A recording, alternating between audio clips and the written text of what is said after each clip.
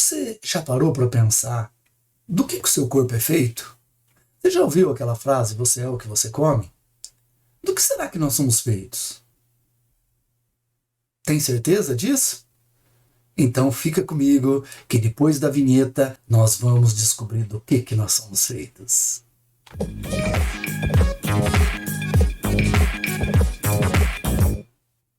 Salve, salve, salve, galera! Estamos aqui para mais um super vídeo de biologia. Hoje nós vamos falar sobre a composição química do nosso organismo. Legal esse assunto, né? Eu sou o professor Arley, esse é o canal Biociência. Não se inscreveu ainda? Tá esperando o quê? Vai lá e se inscreve!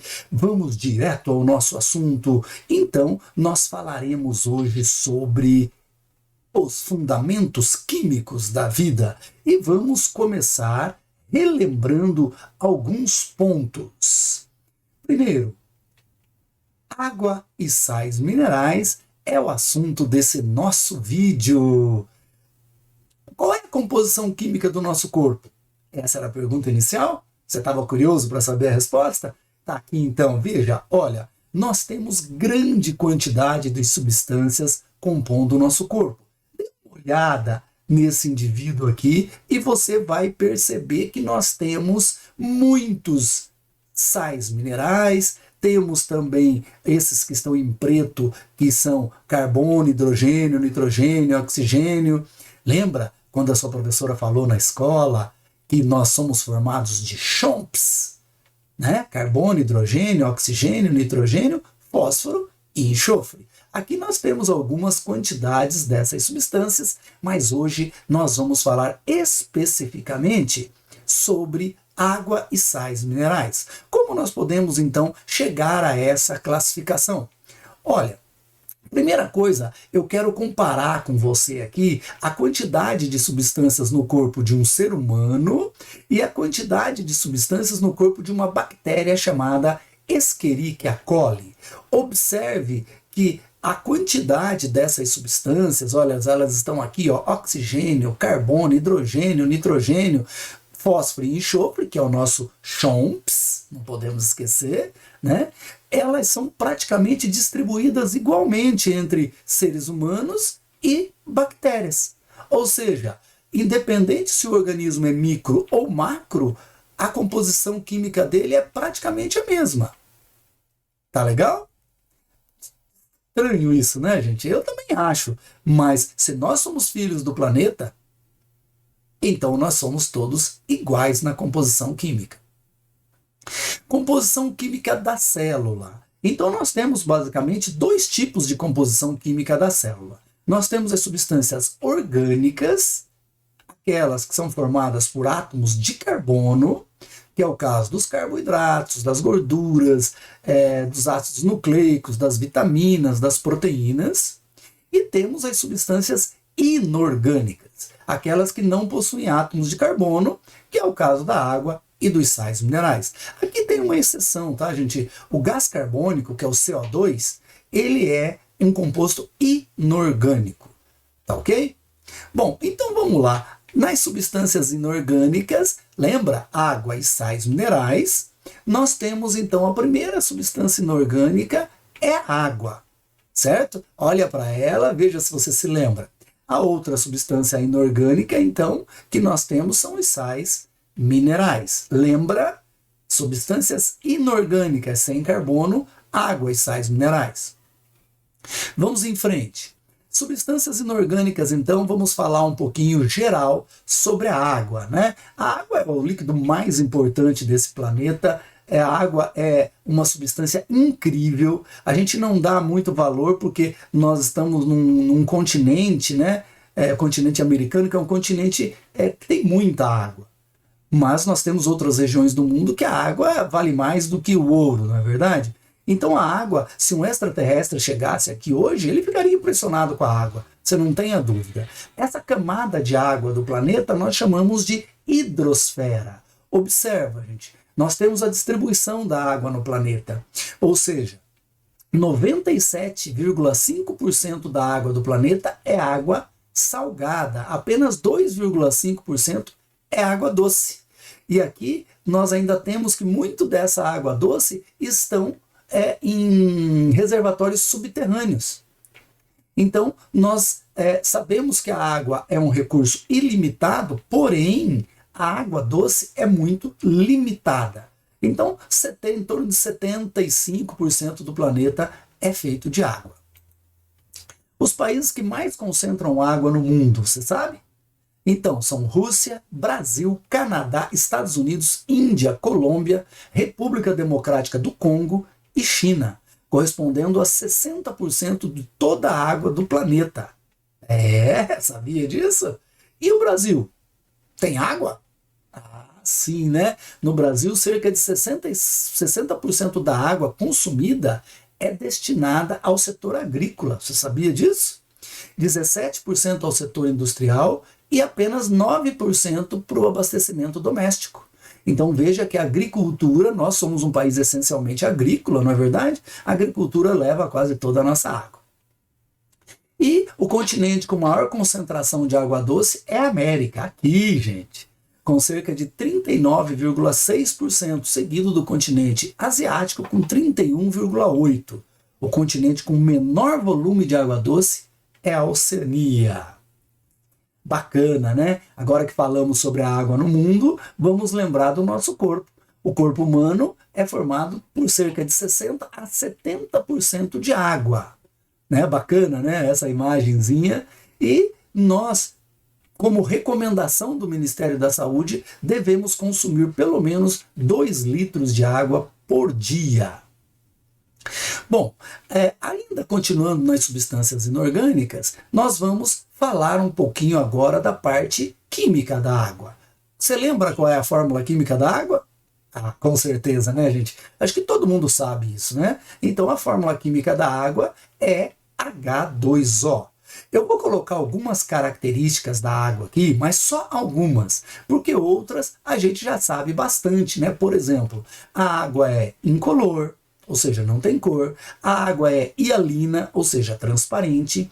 E a água tem um sabor que não é muito definido, né? A gente até diz que ela é insípida, não tem sabor, mas a gente consegue definir quando aquilo é água. Não é verdade? Aqui, então, eu vou colocar para você uma característica muito importante da água, que é o alto calor específico. O que isso significa na prática? Isso significa que para você evaporar 1 grama de água, você precisa consumir 1 caloria de calor. Ou seja, é o líquido que tem o maior calor específico do planeta. Então eu preciso de bastante calor para evaporar a água. Certo? Por isso que quando você sua, você joga água na pele. Quando a água evapora, ela leva o calor junto, resfriando, né, refrigerando o seu organismo. Outra coisa é a questão da tensão superficial da água. Quem já não pulou de barriga aí e na piscina, ai, dói, né, gente? Por quê? Porque a água, ela forma uma espécie de um filme plástico sobre ela, que nós chamamos de tensão superficial da água. Ok? E por último, vamos dizer que a água é um composto polar. Lembra? O hidrogênio ele tem uma carga positiva e o oxigênio tem 2 cargas negativas. Então, eu crio determinados polos positivos e negativos na molécula de água. Bom, continuando ainda sobre a água, agora nós vamos falar de milhares, né, centenas de funções da água. Eu citei algumas aqui das mais importantes. Por exemplo, a água é o solvente universal. Quase tudo que existe se dissolve em água. Dentro do nosso organismo, a grande exceção são os lipídios, né? As gorduras que não se dissolvem em água. Outra função bastante importante é o transporte de substâncias. Todo o transporte dentro do nosso organismo é feito a partir da água, seja ela no sangue ou seja no interior da célula. Onde tem mais água no seu corpo é dentro da célula. Ok? Continuando, a conservação dos sistemas coloidais celulares. Aquela constituição lá do citossol, aquela substância gelatinosa que preenche o citoplasma, ali eu tenho grande quantidade de água. Ação lubrificante, nós temos nas articulações, na boca, no nariz, no olho, a água está sempre lubrificando o nosso organismo. Agente termorregulador, Ou seja, a água é que mantém o nosso corpo na temperatura ideal de 36,5. Agente de equilíbrio osmótico é a água que controla a quantidade de sais minerais que estão dentro da célula. Então a água, ela controla a entrada e saída desses sais de dentro da célula.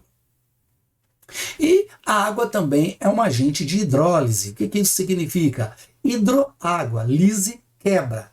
É a quebra na presença da água. Então as reações químicas que utilizam a água para quebrar as substâncias, nós chamamos de hidrólise. Muitas funções, né, gente? Muitas. Mas a água é realmente fantástica. Agora, se a gente analisar que a água controla a entrada e saída de sais, então a gente percebe que os sais minerais também são muito importantes para o nosso organismo, né? Então eu tenho aqui muitos sais minerais, olha que bacana, né? E se você olhar para esses sais minerais, você vai dizer, nossa, professor, são átomos. Sim, gente. Os sais minerais, na verdade, eles são o que nós chamamos de íons. Lembra lá nas aulas de química? Aqueles compostos que formam a tabela periódica. Muitos desses compostos, desses átomos, desses elementos químicos, estão dentro do nosso corpo na forma de sais minerais. Então, dentro dessas substâncias inorgânicas, os sais minerais, nós podemos classificá-los de acordo com a necessidade diária de cada sal mineral, como em macrominerais e microminerais. Macrominerais são aqueles que nós precisamos de mais de 100 miligramas dia, que é o caso do cálcio, do fósforo, do sódio, potássio, cloro, magnésio e enxofre. Já os microminerais são aqueles que nós precisamos numa quantidade menor. Nesse grupo podemos destacar o ferro, o cobre, o zinco, o manganês, o iodo, o selênio e o flúor. Continuando, principais sais minerais no corpo humano. Primeiro deles, o cálcio. Lembra do cálcio? Quando fala em cálcio, você já pensa direto em quem? Na formação de ossos e dentes. Né? Falou em cálcio, você já fala no osso. Mas o cálcio, além da formação de ossos e dentes, o cálcio ainda participa da coagulação sanguínea, da contração muscular. Tá? Então o cálcio é um mineral muito importante para o nosso corpo e ele pode ser encontrado em alimentos como leite e derivados, a gema do ovo, cereais e legumes verdes. O próximo é o fósforo. O fósforo, ele participa também na composição de ossos e dentes. Tá? Ele entra também na composição da membrana, lembra os fosfolipídios na membrana? Né? Ele faz armazenamento de energia na forma de um composto chamado ATP. O ATP é que armazena a energia no nosso organismo, isso nós vamos ver em outros vídeos. Componentes dos ácidos nucleicos. Sim, lembra os ácidos nucleicos na formação do fosfato? É isso. Encontrado em leites e derivados, cereais, carnes, ovos e pães. O fósforo é muito importante para nós. O próximo é o potássio. Está aqui o potássio, né, gente? O cálium, certo? Ele é responsável pela contração muscular, a excitabilidade elétrica, já nós vamos falar um pouquinho sobre isso. Ele é regulador dos batimentos cardíacos e ele é encontrado em muitas frutas, principalmente na banana, e é encontrado também em leite, cereais e carnes. O próximo é o sódio. Bom, o sódio é um caso à parte, né? Por quê? Porque o sódio participa de muitas funções dentro do nosso organismo. Nem todas elas acabam sendo benéficas. Por exemplo, no caso da regulação do volume dos líquidos corporais, é o sódio que determina se você vai estar retendo água ou não. Sabe aquela história, não, eu estou retendo muito líquido? O sódio que é responsável por isso. Condução do impulso nervoso. Junto com o potássio, forma a bomba de sódio e potássio. Para que o impulso nervoso seja conduzido pelos neurônios, ele precisa de um mecanismo chamado bomba de sódio e potássio, onde há a troca de sódio e potássio dentro da célula para o impulso nervoso poder se propagar. Então, sempre que falar para você em transporte na célula nervosa, vai se falar em potássio e sódio na bomba de sódio e potássio. Ele está diretamente relacionado com a pressão sanguínea e contrações musculares. Ou seja, o excesso de sódio causa uma doença chamada hipertensão, ou seja, pressão alta. E a pressão alta ou a hipertensão é a força que o sangue bate nas artérias.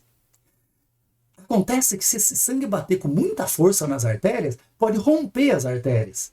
Pode romper uma artéria do cérebro e você tem um AVC. Pode romper uma artéria do coração e você tem um infarto.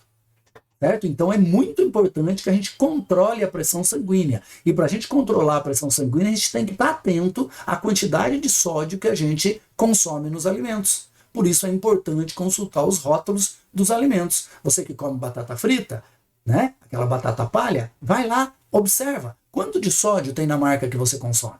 Tá bom? Isso é importante.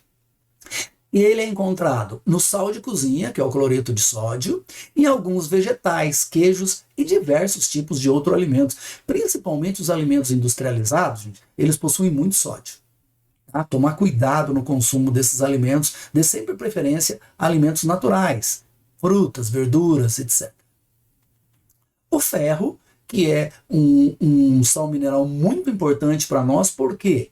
Porque ele entra na composição de uma proteína, olha, essencial, que é a hemoglobina. A hemoglobina, ela está dentro dessas células do sangue, aqui, ó, tá vendo a célula do sangue, que é a hemácia? A hemoglobina está dentro da célula do sangue. Lembra, gente, a hemácia é a única célula que não tem núcleo nos mamíferos. Tá? Nos outros animais tem. E o que tem dentro da hemácia? Tem a hemoglobina, que é uma proteína capaz de carregar o oxigênio e o gás carbônico na hora de fazer o transporte desses gases respiratórios pelo sangue. Tá? Então o ferro é muito importante. Você pode ver que o nosso sangue é vermelho pela presença do ferro, né, pela presença da hemoglobina, e quando você cheira o sangue, ele realmente cheira ferro. Tá? E ele é encontrado em muitos tipos de alimentos, como fígado, rim, coração, gema do ovo, vegetais verdes, beterraba, feijão e cereais. Ferro é muito importante em relação ao transporte de substâncias. O magnésio funciona principalmente no metabolismo de nervos e músculos, também no metabolismo de cálcio com a síntese de vitamina D, muito importante, na realização da fotossíntese pelos vegetais, encontrado em verduras com folhas verdes escuras, cereais, frutas cítricas e leguminosas. O que a gente começa a perceber é que se você tiver uma alimentação saudável, e agora é muito importante que você pense sobre isso, você vai estar sempre consumindo esses sais minerais. Você não precisa consumir suplemento alimentar. O flúor. Bom, falou em flúor, você pensa na pasta de dente, você pensa no nosso amiguinho aqui no dente. Então, composição de dentes e ossos, prevenção contra as cáries dentárias, e ele é encontrado principalmente na água fluorada. Aqui no Brasil a gente coloca flúor na maioria da água consumida. Certo? Um outro sal mineral muito importante que a gente tem que ficar muito atento é o iodo. Por quê? O iodo, ele está diretamente ligado ao funcionamento de uma glândula que fica aqui no pescoço, ó, chamada tireoide. Está aqui a tireoide, ó. E a tireoide, ela produz vários tipos de hormônios. Tá? E esses hormônios têm como matéria-prima o iodo. E o que esses hormônios fazem no nosso corpo? Por exemplo, a tiroxina, né, a T4. Eles agem diretamente no metabolismo, deixando o seu metabolismo mais acelerado ou seu metabolismo menos acelerado. Certo? E aí o que acaba acontecendo? Acaba acontecendo o seguinte: se você tiver pouco iodo, você vai ter pouco hormônio da tireoide. E você vai ter uma doença chamada hipotiroidismo ou bócio. Sabe quando cresce o pescoço, a pessoa chama aquilo de papo? É o hipotiroidismo. Tá? O hipotiroidismo, ele tem vários sintomas, sabe? Sudorese, aumento de peso. Tá? E quando você tem o excesso desse hormônio, você tem o hipertiroidismo. O hipertiroidismo, daí você fica muito magro, os olhos saltam da órbita. Então, os hormônios da tireoide dependem do iodo. Então, você tem sempre que controlar essa quantidade de iodo. Tanto isso é verdade, gente, que nós aqui no Brasil, a lei obriga que a gente coloque iodo no sal. Você pode ver, quando você comprar lá, for no mercado e ver um saquinho de sal, vai estar escrito lá, sal iodado. Tá bom? Por causa do iodo. O iodo é encontrado em frutos do mar, no sal da cozinha, iodado. Lembra, iodo está ligado à tireoide. Ok? Beleza, gente. Aqui então eu quero te lembrar agora e sempre que uma boa alimentação pode ser a chave para evitar diversos tipos de doenças. Então, o seu alimento é o seu remédio. Só que é um remédio preventivo. É muito importante que você adquira hábitos alimentares saudáveis. Ok? Combinado? Então é isso daí, gente. Por hoje, nós vamos ficando por aqui. Você não se inscreveu no nosso canal ainda? Não acredito. Então vai lá, se inscreve, dá um like no canal, deixa um comentário, que o próximo vídeo nós vamos trabalhar com as substâncias orgânicas. De quem eu estou falando, as substâncias orgânicas? Então eu estou falando de carboidrato, de gordura e tal. Esse vídeo de hoje foi sobre substâncias inorgânicas, água e sais minerais. Pessoal, espero que você tenha gostado do vídeo. Eu vou, mas eu volto. Até a próxima, pessoal. Tchau!